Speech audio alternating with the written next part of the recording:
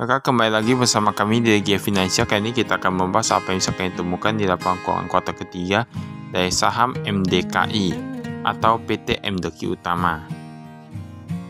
Nah, di sini bisa kita lihat ada direktur utamanya yaitu Vivian Sejakusuma.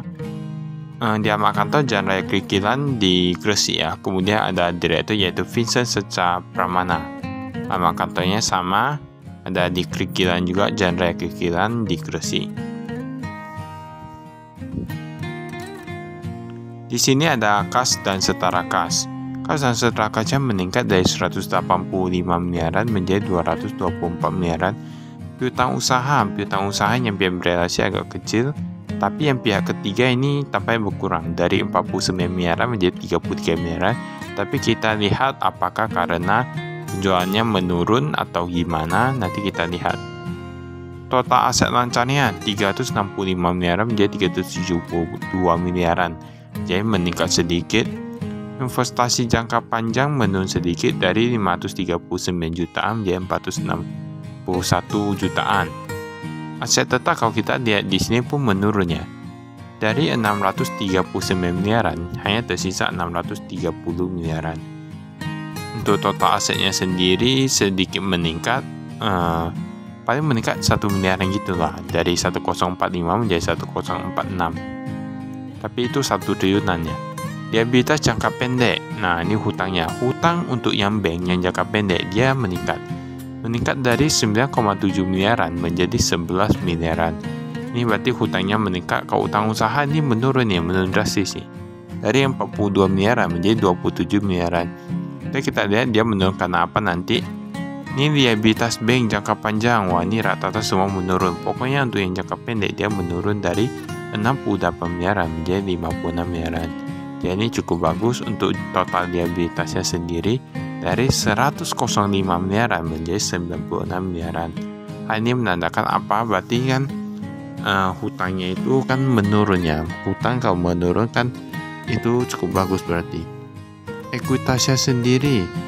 Ekuitas kalau kita lihat di sini meningkat juga dari 940 miliaran menjadi 950 miliaran. Hal ini menandakan apa? Menandakan berarti perusahaan ini cukup oke karena ekuitasnya bertambah, liabilitasnya berkurang.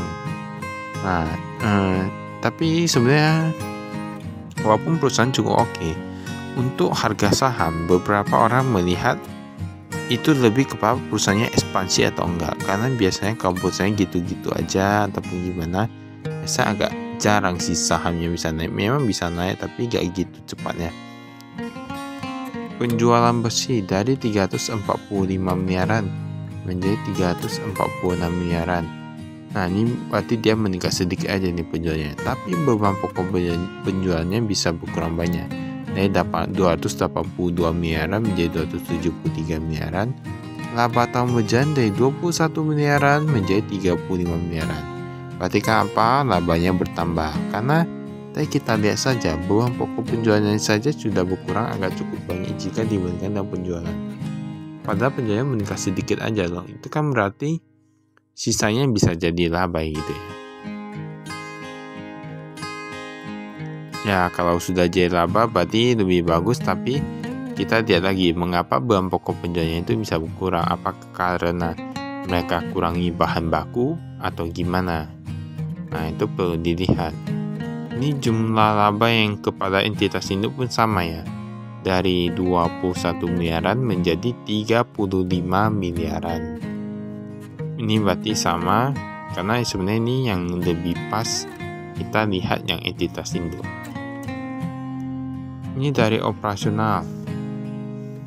Kas dari pelanggan meningkat 372 miliaran menjadi 400-an miliaran. Kemudian pembayaran kepada pemasok, wah ini berarti betul ya, berkurang cukup banyak dari 330 miliaran menjadi hanya 273 miliaran. Itu berarti kan dia beli bahan bakunya lebih sedikit. Kalau beli bahan baku sedikit dan persediaannya itu memang lebih sedikit, itu kan berarti labanya itu kan lebih besar sementara gitu ya, karena kedepannya kan mau beli bahan baku lagi. Nah, berarti lebih bersifat sementara, artinya itu bukan laba yang sesungguhnya jika mereka beli bahan bakunya sama dengan yang tahun kemarin. Di sini ada entitas anak, ada PT Industri Tata Udara Indonesia, nah 90%. Ini ada komisaris utamanya, ada Agam Nugraha Subagja, direktur utama yang tadi Vivian Sejakusuma, direktur IR Vincent Secapramana, direktur ada Yudi Cahyono. Kalau yang komisaris ada Irawan Hermadi, Yudi Cahyono. Berarti ini yang perempuan ada beberapa ini kayaknya. Ada Yudi Cahyono. Oh, ini udah berbeda dengan tahun lalu ya. Tahun lalu dia itu masih pakai lambi itu ya. Sekarang sudah berubah jadi Yudi Cahyono. Kalau ini kita skip.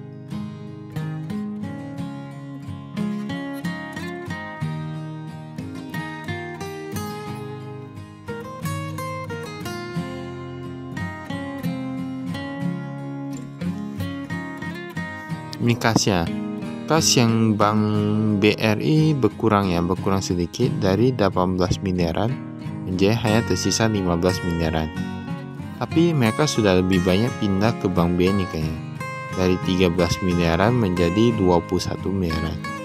Tapi jujur ya, kalau tanya kayaknya Bank Mandiri ini cukup bagus ya. Nah, kita lihat yang dolar Amerika Serikat pun berkurang nih untuk yang kasnya.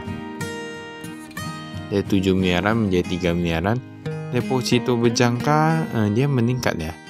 Dia meningkat untuk yang Bank BRI dan Bank Mandiri dari 106 menjadi 146. Bank Mandiri tahu lebih sedikit, yang Bank Sentral Asia berkurang banyak. Itu berarti kayaknya Bank Sentral Asia bunganya kalah atau tidak diberikan fasilitas atau gimana ya. Kalau untuk Bank Mandiri sendiri menurut kami cukup bagus. Mengapa? Karena kami sendiri ada paket produknya ya. Bank Mandiri menurut kami dulu kayaknya gak gitu bagus, tapi sekarang udah agak bagus nih. Sudah mulai bisa menyaingi seperti Bank BCA untuk kualitas pelayanan gitu-gitu dan lain-lain gitu ya. Menurut kami ya, tapi gak tahu juga nanti ke depannya. Ini piutang lain-lain, ada karyawan, ada lain-lain. Nah, ini persediaan berkurang nih. Dari 124 miliaran menjadi hanya 106 miliaran. Berarti kan dia menurun cukup banyak ya ini ya. Bahan bakunya pun tersisa 62 miliaran. Pada tahun lalu masih ada sekitar 96 miliaran. Makanya perusahaan ini sebenarnya dia naik turun juga. Dia perlu lihat juga dari semua aspek ya. Gak bisa dibilang sekarang labanya meningkat, berarti bagus, gak bisa dibilang kayak gitu. Ini untuk yang investasi jangka panjang di MTDL.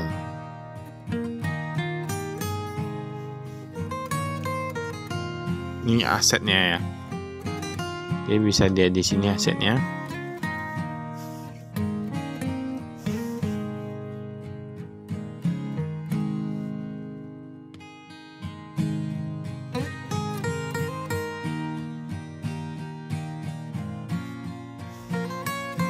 Ini ada penambahan, ada reklasifikasi.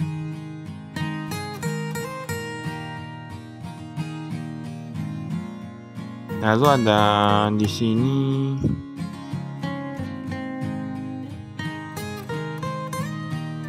ini ada aset lain-lain juga. Utang bank mereka ada dalam beberapa bentuk ya. Ada kredit modal kerja impor, ada bank garansi. Nah, pernah dengar kayak bank garansi. Ini utang usaha. Mereka utang usaha kepada pemasok negeri berkurang cukup banyak dari 31 miliar menjadi 15 miliaran. Lokal hampir sama. Kalau kita lihat yang jatuh tempo ini pun sedikit meningkat ya, tapi masih dalam jumlah yang kecil ya. Yang belum jatuh tempo pun masih tersisa 17 miliaran. Tapi kalau kita lihat dari sini berarti dia menurun banyak. Itu karena penjualan ekspornya menurun ya. Memang penjualan ekspornya ini menurun, makanya mereka untuk utangnya itu lebih lebih bagus sama aja gitu. Tingkat kenaikan gaji kayaknya gak gitu besar, 4,5-7%. Banyak inflasinya kalau 4%-an berarti nggak dapat kenaikan gitu ya.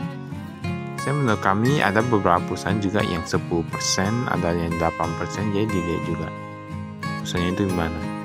Ini kepemilikan saham, ada PTMD, ada Vivian Setiap Maja, ada Ciputra Corpora juga, tapi cuma 2%-an.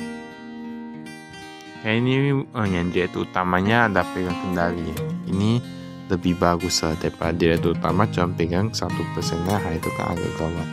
Ini 5%-an masih oke lah ya kalau kita bilang. Tapi perusahaannya itu yang PTMD itu ya juga itu milik siapa ya. Jadi di sini ada yang bintang tutup kurung, itu berarti untuk yang meninggal ya, yang masih sudah meninggal. Ya, jadi semoga dia diterima di tempat yang lebih baik ya.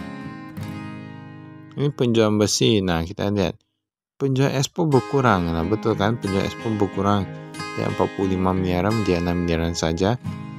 Dan kita lihat yang lokal hampir sama, meningkat sedikit sih. Tapi ekspor kok menurun banyak ya. Kalau kita jumlah tampaknya jumlahnya hampir sama nih. 345 miliar menjadi 346 miliar, berarti kan kayak gitu beda. Penjualan air conditioner dan jasa penjualan AC ini dari 2,6 miliaran menjadi 4 miliaran, udah lebih mending. Kalsium karbit dia berkurang. Tapi ada mortar juga. Itu mortar itu apa ya dia? 1 miliaran. Aneka tambang lebih dari 10% penjualannya, dari 20,71 menjadi 22,47.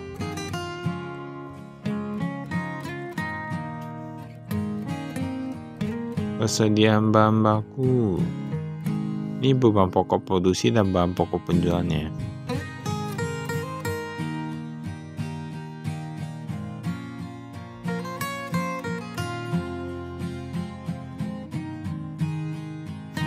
Ini pendapatan neto mereka ada dari penjualan scrap. Penjualan scrap meningkat cukup banyak nih, dari 800 juta menjadi 1,6 miliaran. Laba siklus dapat lagi 784 jutaan. Lalu pendapatan bunga meningkat juga. Wah, ini hebat nih, pendapatan dari mereka meningkat dari 4 miliaran menjadi 7,3 miliaran. Nah, dari 4,3 menjadi 7,3. Ini penjualan scrap yang agak cukup oke ya. Ini beban umum dan administrasi. Gaji dan upah, perizinan dan pajak, beban pendanaan, beban lain-lain.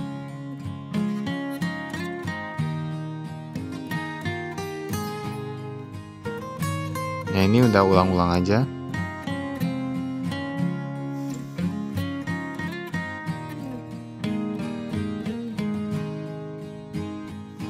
Mereka tampaknya udah habis ya. Mereka terima kasih, itu saya dari kami. Sekian dan terima kasih, saya investasi.